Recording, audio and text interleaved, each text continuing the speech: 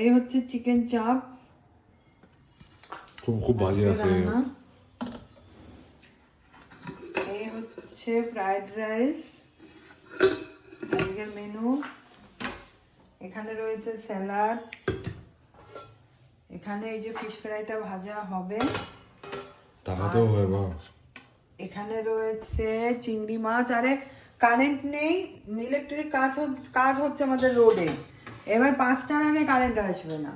খাবে আমাদের ঘরেতে লালটু গুড়ি, এবার কেমন লাগে অন্ধকারে সেই এক টেনশন। এই হচ্ছে ডাল, ভেজ ডাল, তাই এই ফ্ল্যাশ লাইট জ্বালিয়ে একটু করে নিলাম চিংড়ি মাছ নারকেলের দুধ দিয়ে। আর এখানে সাদা ভাত আছে কিছু, যে যা খায়। এই হচ্ছে কফির রোস্ট। আজকে এই মেনু। এবার অন্ধকারে সব করতে হবে। আবার জেনারেটরে আমাদের তেল শেষ হয়ে গেছে, যে জেনারেটরটা চালাবে তাও নেই। কি অবস্থা।